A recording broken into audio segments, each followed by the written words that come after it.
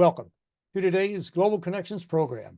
I'm Bill Miller. Today we're going to be talking about nuclear weapons and why we need to focus upon the elimination or certainly reduction of them. My guest is an expert on this topic. Mr. Ward Wilson is the founder and executive director of RealistRevolt. He is widely acknowledged as one of the leading sources of innovative, pragmatic arguments against nuclear weapons in the world today.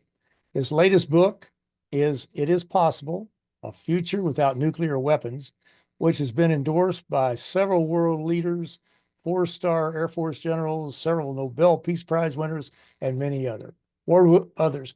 Ward Wilson, welcome to today's Global Connections program. Thank you, Bill. It's good to be back with you.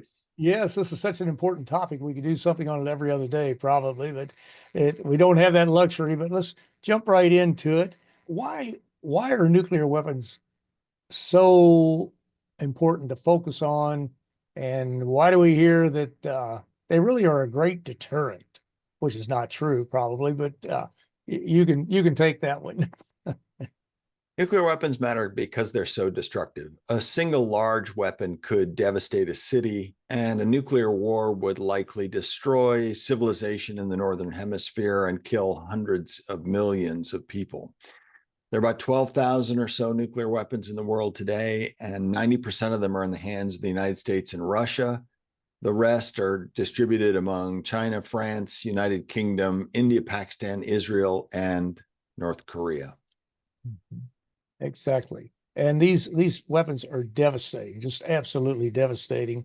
Now you've got a website, RealistRevolt. It's www.realistrevolt.org. And on that website, you focus on the grassroots. Why do you focus more on the grassroots?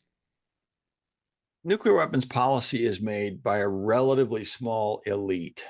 And they're committed to the current beliefs about nuclear weapons, whether those beliefs are realistic or not. They're stuck on them. So the only way to really change nuclear weapons policy is to have grassroots movement and get pressure politicians to override the experts. Because in this case, I don't disrespect experts. I think expertise is important, but in this case, the experts happen to be wrong. Exactly. And I guess there's even a wide range of disagreement amongst the experts, probably to a large degree. But I know the United Nations has really been an epicenter of promoting discussions, conferences, and what have you on this whole issue of nuclear weapons. They have an office that Undersecretary General Nakamitsa, I believe, heads up at the United Nations. And so they have been working on this for decades, not just 1 or 2 years. But they just had a conference in New York. Did you attend it, and what was it about? I sure did. And not a lot of people know that there is a treaty on the prohibition of nuclear weapons. Most people think everyone wants nuclear weapons, and that's just not true. There are 73 countries that have signed the TPNW, the Treaty on the Prohibition of Nuclear Weapons. There are 25 additional countries that have signed it, but not yet ratified it.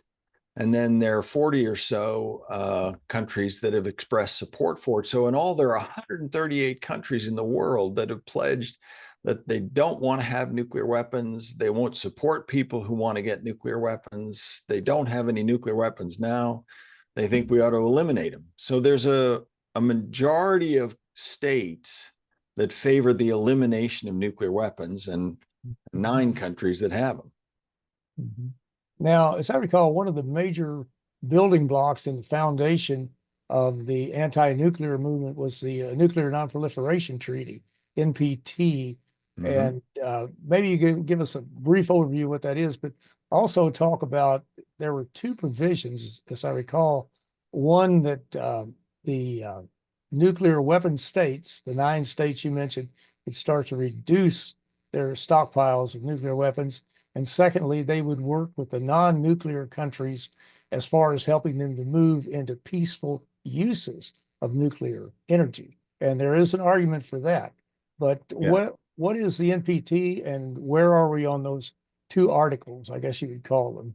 Well, the Non Proliferation Treaty was promulgated in the 60s, I believe. Mhm.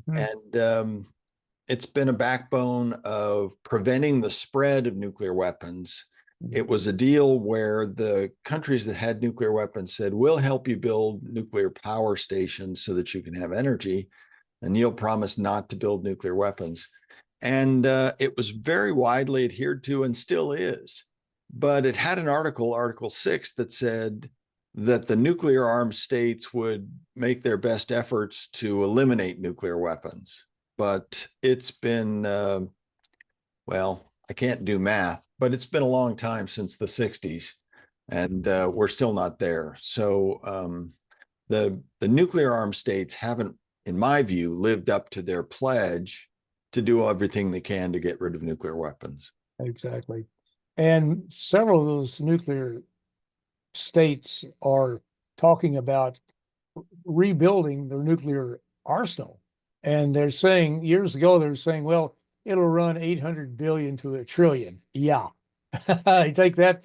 Yeah, I got a bridge I'll sell you if you believe that. That's ridiculous. We're talking a huge amount of money that could be used for other things like roads and schools and just a variety of other programs, and throwing it into this type of activity, it seems absolutely insane. Where are we as far as rebuilding this nuclear stockpile?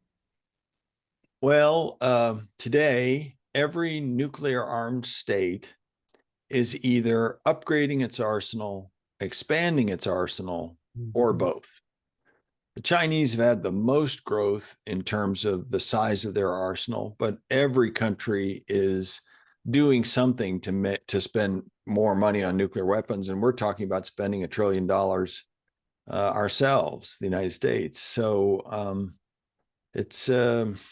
it's frustrating because, as you say, the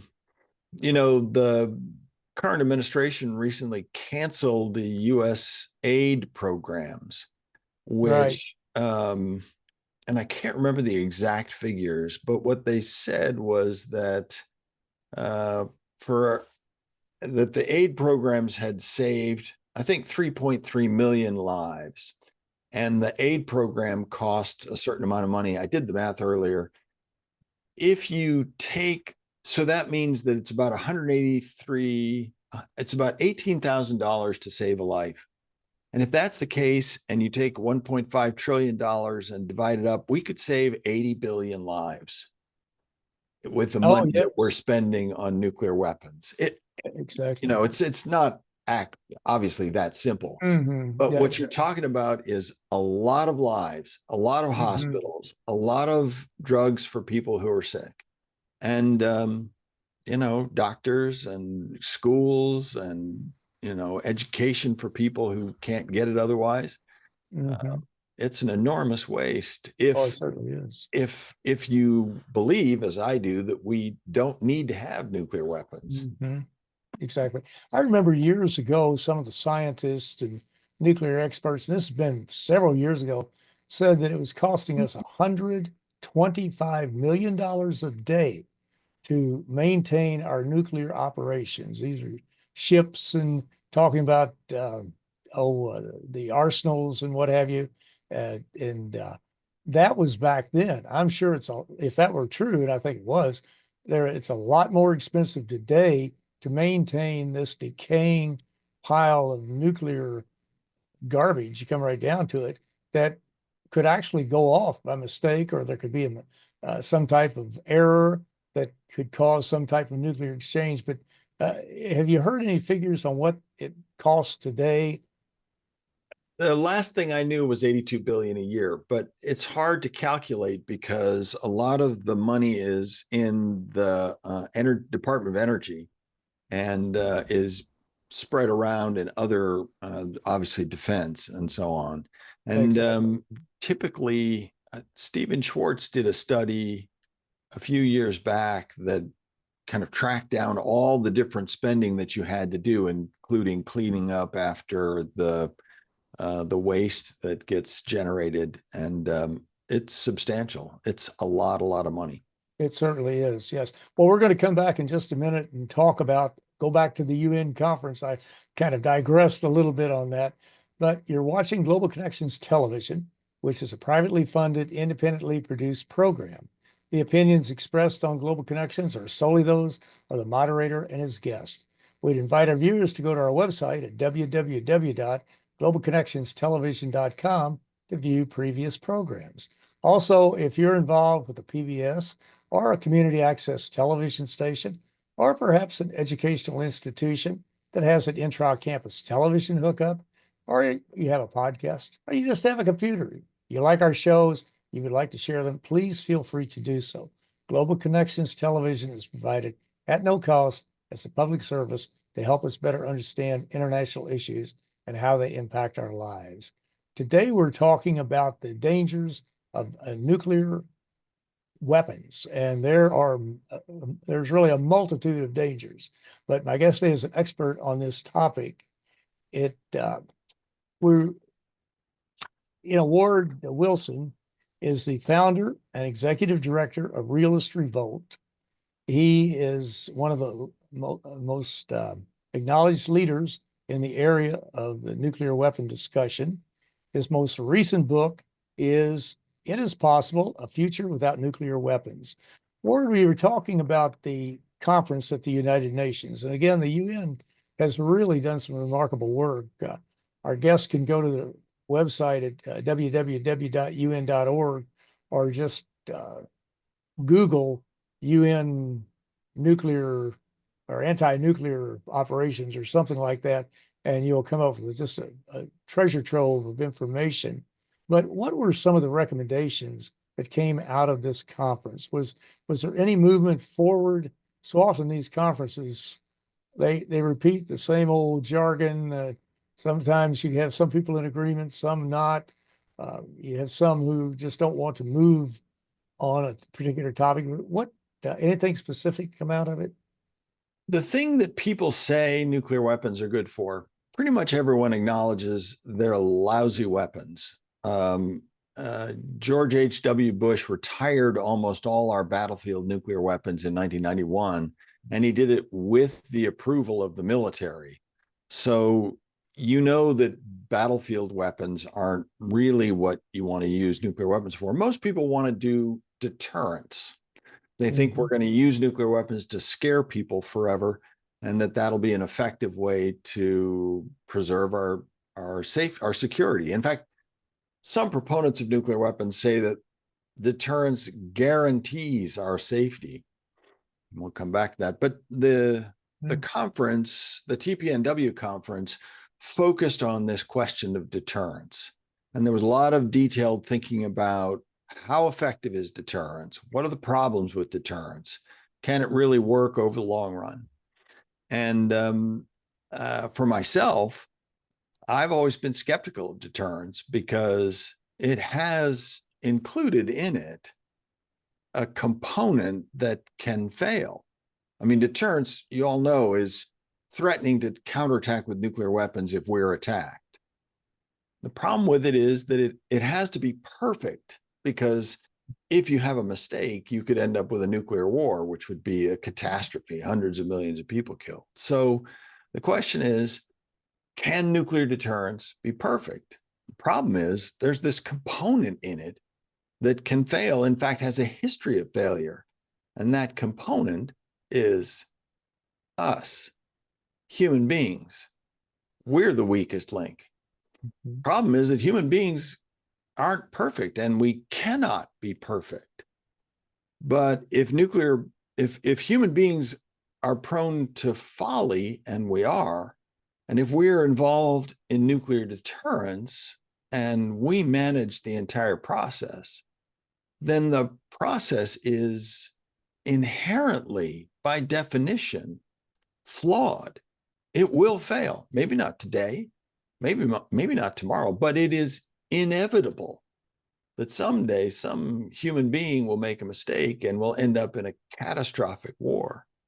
So nuclear deterrence is great while it works, but fatal when it fails. And I don't think it's realistic to to to try to protect your safety, to try to keep your children and your grandparents and your real estate investment portfolio and everything you own and have, I don't think it's smart to keep that safe with a technique, this deterrence thing, that we know can't last. So, and by the way, we should have known deterrence wasn't a good idea, because as any genuine realist will tell you, there are no guarantees in life. So anyone who tells you the nuclear deterrence guarantees our safety, It's pulling your very, leg. that's very true. But you know, that's one of the main concerns that so many people who maybe are leaning towards or reducing the nuclear weapon stockpile or getting rid of it come back and say, well, what kind of a quote guarantee unquote do we have that the neighbor next door is not going to cheat, create a nuclear weapon, I get rid of my weapons, and then they blackmail me? And you're right, there is no guarantee. But as I think back on this, and again, I'm not in the field, I'm not an expert on it, but the deal that President Obama cracked with the Iranians back, I think 2015, if I'm not mistaken, the Iranian nuclear deal, where you had the International Atomic Energy Agency, a UN agency that had extremely tight control over monitoring that particular situation, and it was working. The Iranians had stopped their development of a nuclear weapon, well, not weapons, but the capabilities to have a weapon. And then we saw Donald Trump's first term in, he foolishly broke the deal, saying, I'm going to come back and negotiate a much better deal, which he never did. In fact, when you hear him say that, in most cases, he's not going to negotiate anything. It's just loose rhetoric is what it amounts to primarily. But that was as close as I recall to actually controlling, not controlling, but at least monitoring what the Iranians were doing and to keep them from breaking their agreement. Is that correct? Or have there been some other activities that have lent themselves to this? One of the things that's good about nuclear weapons is that they're made from uranium and plutonium. And uranium and plutonium are unique in that they are really easy to track. Right. They leave traces wherever they are. And in fact, there was a lab in Iran that had been doing some research, and they didn't want anyone to know, so they plowed over it. They tore everything down. They plowed over it, put fresh earth over it and everything. They tried to cover it up. But those same inspectors you were talking about got in there and measured, and they said, oh, we can tell you were doing something with nuclear stuff here. So, and it was years later. I mean, the traces don't dissipate over time, or 126 years, something like that. So I think you're absolutely right that we had a treaty that worked with Iran. We had something that would allow us to monitor closely. And obviously, any treaty to eliminate nuclear weapons would have to have the same setup. You'd want to have careful, stringent, verifiable inspections, which I think you could, provided everyone realized that the weapons aren't very useful militarily and that deterrence isn't something you want to rely on over the long run. The thing is, people don't keep technology that is pretty dangerous and not very useful. I mean, who wants to keep a stove that can't boil water and that has a tendency to explode? You wouldn't keep a piece of technology like that. And nuclear weapons are essentially that. They are a dangerous thing that we know doesn't work on the battlefield, because George H.W. Bush, not some crazy-eyed liberal, retired almost all of them. With 7,000 pulled them out of Europe, and we don't use battlefield weapons now because the explosions are too big to use on a battlefield. Anyway, exactly. And the thing is, if you have some type of a nuclear explosion or exchange, you're going to have that winter, what do they call it? Nuclear winter. Nuclear winter, and that's going to basically destroy your agricultural products forever. Maybe your ground gets salted or whatever happens. All this nuclear fallout. Not to mention it gets into your water supply, it gets into your milk, everything you eat. It's a lose-lose situation. And the people who know this, which I would hope more and more every day, realize that you just you can't fight a partial nuclear war. And I Yeah. have heard so many members of Congress say, well, we'll just shoot a couple over their way. That's not the way it works. You don't know when that other side is going to stop shooting, and you don't know how lethal all of this fallout's going to be. But are you still hearing that from some of these members of Congress? Yeah, people talk about limited nuclear war all the time. We'll just scare them with we'll Yeah, we'll right. use 5, we'll use a handful.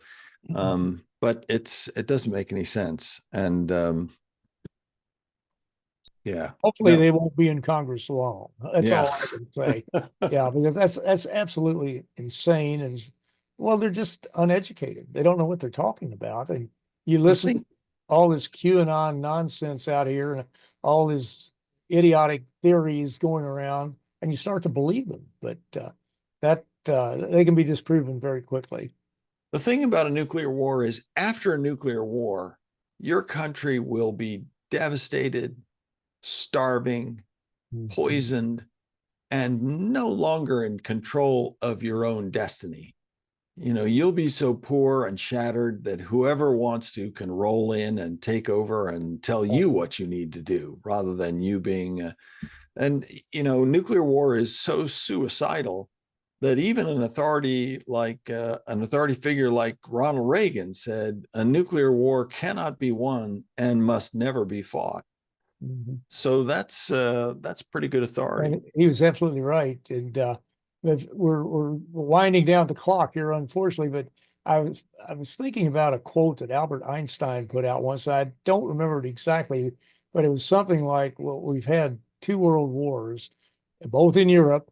But if we have another world war," he said, "I don't know what World War IV will be, but it will be fought with sticks and stones." And that gives you an idea of what will be left after a nuclear exchange, nothing but rubble and a pile of dead people under it, on top of it, and in the middle of it.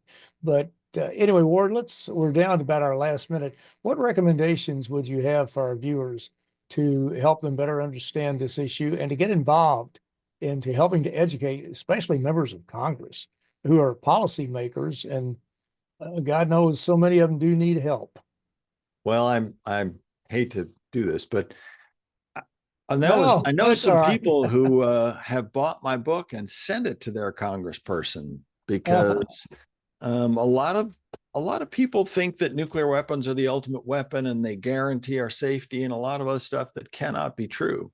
And it is possible we'll dispel that and you know, bring realism to bear on this question, because in this case, it's not the proponents of nuclear weapons who are the realists. It's the people who oppose nuclear weapons who've really got a grasp on what the hard facts are. Exactly. They certainly do. And we need to educate ourselves and to learn more about this, because if we ever had a nuclear exchange, and we came close, I know of at least 12 times that there was almost an exchange of nuclear weapons. And that could have been the elimination of all living matter, or most of the living matter on planet Earth.